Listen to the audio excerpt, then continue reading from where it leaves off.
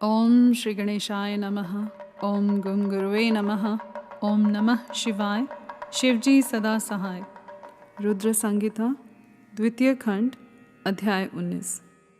सती और शिव के द्वारा अग्नि की परिक्रमा। श्री हरि द्वारा शिव तत्व का वर्णन। शिव का ब्रह्मा जी को दिए हुए वर के अनुसार वेदी पर सदा के लिए अवस्थान तथा शिव और सती का विदा हो कैलाश पर जाना।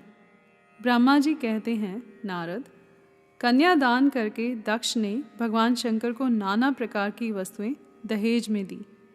यह सब करके वे बड़े प्रसन्न हुए। फिर उन्होंने ब्राह्मणों को भी नाना प्रकार के धन बांटे।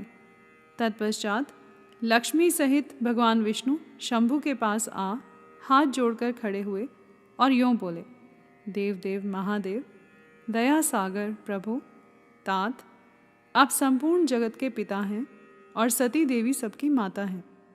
आप दोनों सत्पुरुषों के कल्याण तथा दुष्टों के दमन के लिए सदा लीलापूर्वक अवतार ग्रहण करते हैं। यह सनातन श्रुति का कथन है।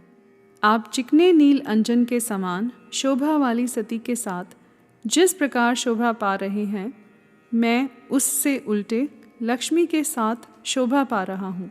अर्थात सती नीलवर्णा तथा आप गौरवर्ण हैं, उससे उल्टे मैं नीलवर्ण तथा लक्ष्मी गौरवर्णा है। नारद, मैं देवी सती के पास आकर गृहीय सूत्रोक्त विधि से विस्तार पूर्वक सारा अग्नि कार्य कराने लगा। मुझ आचार्य तथा ब्राह्मणों की आज्ञा से शिवा और शिव ने बड़े हर्ष के साथ विधि पूर्वक अग्नि की परिक्रमा की। उस समय वहाँ बड़ा अद्भुत उत्सव मनाया गया। गाजे बाजे और नृत्य के साथ होने वाला वह उत्सव सबको बड़ा सुखद जान पड़ा।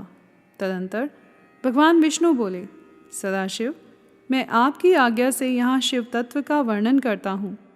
समस्त देवता तथा दूसरे दूसरे मुनि अपने मन को एकाग्र करके इस विषय को सुने। भगवान, आप प्रधान और अप्रधान, प्रकृति और उससे अतीत हैं। आपके अनेक भाग हैं, फिर भी आप भाग रहित हैं। ज्योतिर्मय स्वरूप वाले आप परमेश्वर के ही हम तीनों देवता अंश हैं। आप कौन, मैं कौन और ब्रह्मा कौन हैं? आप परमात्मा के ही ये तीन अंश हैं, जो सृष्टि, पालन और संहार करने के कारण एक दूसरे से भिन्न प्रतीत होते हैं। आप अपने स्वरूप का चिंतन कीजिए। आपने स्वयं ही लीलापूर्वक शरीर धारण किया है। आप निर्गुण ब्रह्म रूप से एक हैं। आप ही सगुण ब्रह्म हैं और हम ब्रह्मा, विष्णु तथा रुद्र तीनों आपके अंश हैं। जैसे एक ही शरीर के भिन्न भिन्न अवयव मस्तक, ग्रीवा आदि नाम धारण करते हैं, तथापि उस शरीर से वे भिन्न नहीं हैं, उसी प्रकार हम तीनों अंश आप परमेश्वर के ही अंग हैं, जो ज्योतिर्मय आकाश के समान सर्वव्यापी एवं निर्लेप स्वयं ही अपना धाम, पुराण, कुटस्थ, अव्यक्त, अनंत, नित्य तथा दीर्घ आदि विशेषणों से रहित निर्विशेष ब्रह्म हैं। वही आप शिव हैं। अतः आप ही सब कुछ हैं। ब्रह्मा जी कहते हैं, मुनीश्वर, भगवान विष्णु की यह बात सुनकर महादेव जी बड़े प्रसन्न हुए। तदंतर उस विवाह यज्ञ के स्वामी यजमान परमेश्वर शिव प्रसन्न हो लौकिकी गति का आश्रय ले हाथ जोड़कर खड़े हुए मुझ ब्रह्मा से प्रेम पूर्वक बोले। शिव ने कहा, ब्राह्मण, आपने सारा वैवाहिक कार्य अच्छी तरह संपन्न करा दिया। अब मैं प्रसन्न हूँ। आप मेरे आचार्य हैं। बताइए, आपको क्या दक्षिणा दूँ?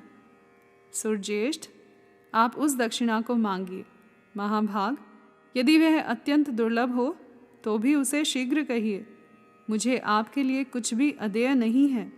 मुने, भगवान शंकर का यह वचन सुनकर मैं हाथ जोड़ विनीत चित्त से उन्हें बारंबार प्रणाम करके बोला, देवेश, यदि आप प्रसन्न हों और महेश्वर, यदि मैं वर पाने के योग्य हूँ तो प्रसन्नतापूर्वक जो बात कहता हूँ उसे आप पूर्ण कीजिए। महादेव, आप इसी रूप में इसी वेदी पर सदा विराजमान रहें, जिससे आपके दर्शन से मनुष्यों के पाप धुल जाएं। चंद्रशेखर, आपका सानिध्य होने से मैं इस वेदी के समीप आश्रम बनाकर तपस्या करूं, यह मेरी अभिलाषा है।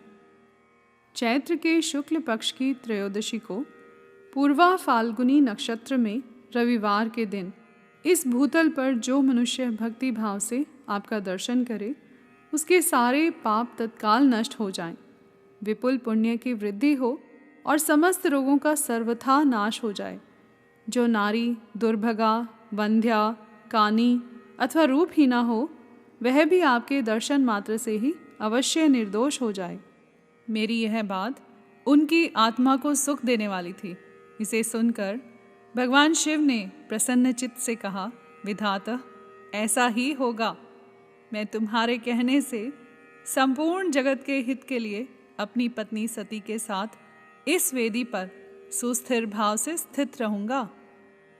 ऐसा कहकर पत्नी सहित भगवान शिव अपनी अंश रूपिणी मूर्ति को प्रकट करके वेदी के मध्य भाग में विराजमान हो गए। तत्पश्चात स्वजनों पर स्नेह रखने वाले परमेश्वर शंकर दक्ष से विदा ले अपनी पत्नी सती के साथ कैलाश जाने को उद्यत हुए।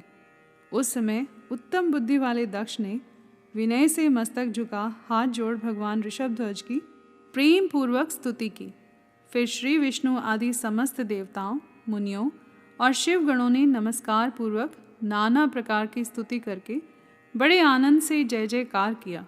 तदंतर दक्ष की आज्ञा से भगवान शिव ने प्रसन्नता पूर्वक सती को ऋषभ की पीठ पर बिठाया और स्वयं भी उस पर आरूढ़ हो वे प्रभु हिमालय पर्वत की ओर चले। भगवान शंकर के समीप ऋषभ पर बैठी हुई सुंदर दांत और मनोहर हास वाली सती अपने नील श्याम वर्ण के कारण चंद्रमा में नीली रेखा के समान शोभा पा रही थी। उस समय उन नव दंपत्ति की शोभा देख श्री विष्णु आदि समस्त देवता, मरीचि आदि महर्षि तथा दूसरे लोग ठगे से रह गए, हिल डुल भी न सके तथा दक्ष भी मोहित हो गए। तत्पश्चात कोई बाजे बजाने लगे और दूसरे लोग मधुर स्वर से गीत गाने लगे। कितने ही लोग प्रसन्नता पूर्वक शिव के कल्याण में उज्ज्वल यश का गान करते हुए उनके पीछे पीछे चले। भगवान शंकर ने बीच रास्ते से दक्ष को प्रसन्नता पूर्वक लौटा दिया और स्वयं प्रेमाकुल हो प्रमथ गणों के साथ अपने धाम को जा पहुँचे। यद्यपि भगवान शिव ने विष्णु आदि देवताओं को भी विदा कर दिया था, तो भी वे बड़ी प्रसन्नता और भक्ति के साथ पुनः उनके साथ हो लिए। उन सब देवताओं, प्रमथ गणों तथा अपनी पत्नी सती के साथ हर्ष भरे शंभु हिमालय पर्वत से सुशोभित अपने कैलाश धाम में जा पहुँचे। वहाँ जाकर उन्होंने देवताओं, मुनियों तथा दूसरे लोगों का बहुत आदर सम्मान करके उन्हें प्रसन्नतापूर्वक विदा किया। शंभु की आज्ञा ले वे विष्णु आदि सब देवता तथा मुनि नमस्कार और स्तुति करके मुख पर प्रसन्नता की छाप लिए अपने अपने धाम को चले गए।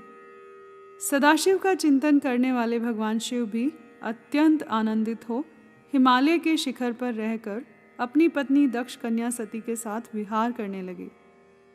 सूत जी कहते हैं, मुनियों, पूर्व काल में स्वयंभू मनवंतर में भगवान शंकर और सती का जिस प्रकार विवाह हुआ, वह सारा प्रसंग मैंने तुमसे कह दिया।